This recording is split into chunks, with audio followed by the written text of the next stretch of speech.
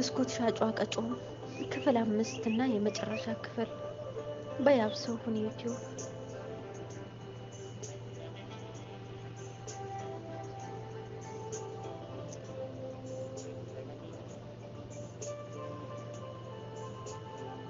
እኔም ይህንን ስራ ባላየ ካሰብኩኝና ብዬ ፑሉንም አሸጥኩኝና ትኬት ተልኮልኝ ለመሄድ ወደ አየር መንገድ አመራሁ።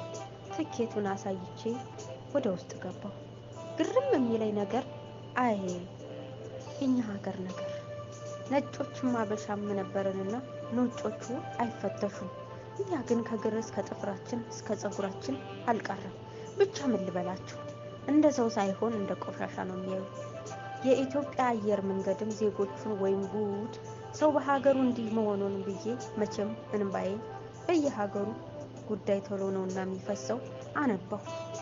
እናም ስም ሲጠራ እኔን ጠሩኝና አቤት ብዬ ቀረብኩ። ተመላሽ ነሽ አሉ። ለምን አልኩት። አይ 2 ዓመት ከሞላሽ መሄድ አይቻልም ማለት። ምን ልሁን ትኬት 17,000 ብር ነው የተቆረጡት። ሰዎች ወዲያውኑ በዋትስአፕ አወራኋቸው። አገናኘኝ አሉት። እሺ ብዬ ቀረብ ብዬ ጭራሽ ለመማታትም ቃጣቸው። ብዙ እንደኔ የሆኑባቸው በግልምጫ ውጡ እየተባሉም አሉ። በጣም ነደደኝ። እንዴት ሰው አናግሩ ሲባሉ ጭራሽ ለዱላ መጋበስ። ወዲያውኑ ኃላፊው ያለበት ቦታ ተሰብስበን ሄድን አልኳቸው። ምክንያቱም ትኬት ተመላሽ ይሁንልን። በነገራችን ላይ አባቴ አልሸነፍም ባይነትን አስተምሮኛል። እምዬ ደግሞ ለሰው ማራራትን እና ተካፍሎ መብላትን። አባቴ መሸነፍ ማለት መሞት ነው ይለኝ ነበር።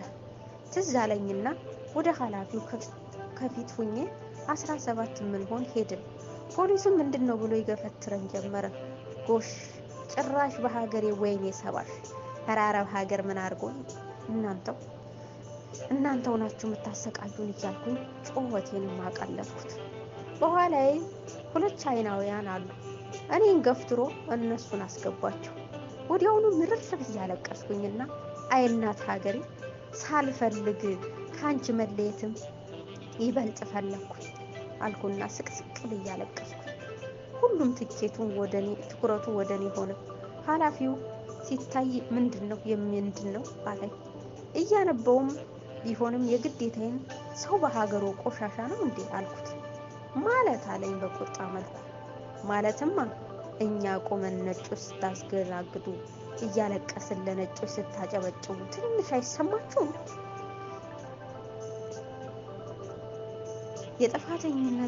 የጥፋት ጥርቅም ሀገሬ ቆዳውን ገፏት በላት ብዬ አልኩኝና 3 ጊዜ እጄን ከፊት አድርጌ የእውነት አምላክ ይፍረድባችሁ ብዬ እንባዬን ቀጠልኩኝ።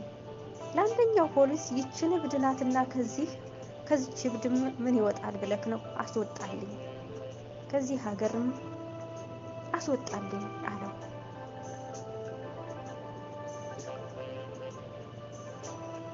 ከዛ ሀገር ሂደው አብረው ይመጣሉና ይችን እብድም አስወጣልኝ አለ። እኔም መለስ ብዬ መታሰር መፈራ መስሎት ነው የሀገር ዕዳ እናንተ ናችሁ እንጂ ይሄኔ ጉቦ በሰጥህ አይደለም እኔን ሻንጣዬንም ታዝልልኝ ነበር ስለው ጎትቶ አወጣኝና አንድ ዘመዴ ነበርና ሰው ካላት አሟታል ወሰዷት አለው። ድፍረት እኮ ነው በየናንተ በየሀገሩ። ያኔ ሀገሬን ረገምኳት። አሁን ላይ ይቆጨኛል። እንዲህ እየሆነ እማ ከዚህ ሀገር አልኖርም። ድሃ ጭራሽ ሰው መስሎም ካልታያቸው ከነሱ ይግደሉ። አራረም ምን አድርጎ ሀገሬ እንደዚህ ከተገፋው በሱዳን በረሃ ለመሄድ ወሰንኩኝና አሰሪዎችን ህጉን እንደ ሀገራቸው መስሏቸው እሺ ብሩን አስመልሽል ስራ ስሪበት አሉ። አይ እንደናንተ ሀገር መስሏችኋል ብዬ በሆዴ እሺ አልኩና ስልኩን ዘጋሁት። ለማስመለስም ፈራው።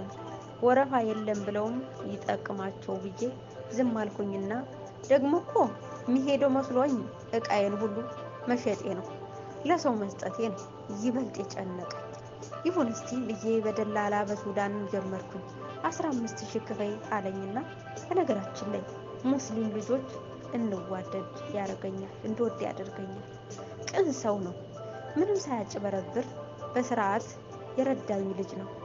የሆነው ሆኖ 2 ወር ጠበቅኩ ያለ ስራ። አቤት ስቃይ! ይሁን እስኪ። ከ2 ወር በኋላ ተነስ ብዬ በጎንደር በኩል ወደ ሱዳን አመራው። ሁሉንም አለፍን። ሱዳን ድንበር ደረስኩ። ብቻዬን ነኝ። ሾፌሩም ብቻና ሌላ ተሳፋሪ 3 ነበረ። እግዚአብሔር ይመስገን። ከኛ በኋላ የመጡት አስወርደው ስልክን ሲዘርፉ ብርም ሲወስዱባቸው እኛ ያለንበት መኪና የድንግል ማርያም ከፊት እየመራ በሰላም ገባን። ገላባት ደርሰን ወደምናድርበትም አገቡን። አቤት የእስራኤል አምላክ! የሰው ብዛት! ግማሹ ልጅ የያዘ ግማሹ ብቻውን። ምን ልበላችሁ ያማል።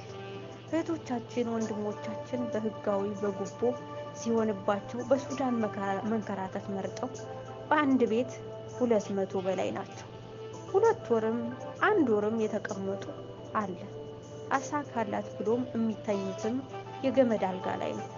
ሙቀቱና ተባዩን ተውት። ያላየ ቢነግሩት አያምንም። በምድሩ ላይ ህይወትን ሲሄድም ዝም ብሎ ይመስላል። ግን የሰው ልጅ ቁስልን ቆስሎ ካላየው ስለ ቁስል ህመም እንዴት ያውቀዋል? ልቤ በጣም ተሰበረ። እናቶች ልጆቻቸውን ይዘው ሲያለቅሱባቸው፣ ተባዩ ሲበላቸው እኔ ቁጭ ብያ ነበር።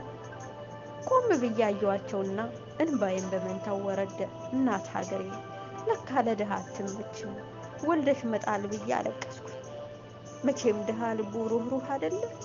ሁሉም አይዞሽ፣ ልቅ እግዚአብሔር እንዲረዳ ጸልይ፣ በቶሎ እንድትሄጂ፣ ከዚህ ብዙ ፈተና አለ። ምን ስላቸው ቪዛ ካልሰጡሽ ከዚህ ነው የምትሆኚው፣ ከዚህ ከቆየሽ ስቃዩን አስቢው አሉኝና እያሳሳቁ ወደ መኝታቸው ወሰዱኝ። ገባሁ። ያፍናል። ትኋኑን ሳይ ልጄ ትዝ አለኝ።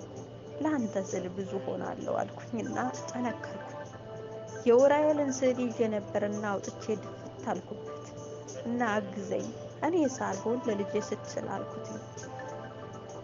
ቤተሰብ ይሁን ሁሉ ጎዳት አያውቅም። ብቻዬን ነው ችግሬን የምጋፈጠው። ክርስቶስን ይሽ ተኝ ተብለን ተኛን። እኔ ግን ቁጭ ብዬ ነጋ። ጧት 7 ሻሉኝ። አንዱ ሱዳኒ እየተኮላተፈ አቤት ብዬ ወጣው። አንቺ ነሽ? ኢንሻአላህ ነገ አለኝ። ዛሬም ላድር አልኩ። ከጀርባዬ ልጅ ያዘለችው እናት አይ እህቴ፣ እኔ ልጅ ይዤ ይሄው 2 ወሬ አለች። እግዚአብሔር ይርዳሽ፣ ነገም አይታወቅም፣ አትቸኩይ አለች። ልቤ ፈራ። ብዙሃን አትለኝ አልኩና የቀኑን ርዝማኔ ረሃቡን ምኑ ቅጡ ከጸጉር የተሰገዘገው ተባይ በአንድ ቀን ሰውነቴን ወሮታል። የክርስቶስ ያለ አረ በምህረትህ ሀገሬን ጎብኛት፣ ልጆች ይዘን እያልኩኝ ስንተባተብ አመሸው። መቼስ ቆሞ አይታደር። ተኛው። ይነጋል ብዬም አይነጋም። ስልኬን እየነካከው እንዲህ ብዬ ጻፍኩኝ። አልፋና ኦሜጋ በሰማያት ያለ፣ እስቲ ለደቂቃ ይችን ሀገር እያት። ልጆቿ በስደት ተበታተኑባት፣ የምህረት አይንህን ተውተው አትንፈጋት ብዬ እንደጻፍኩኝ 11 ሰዓት ላይ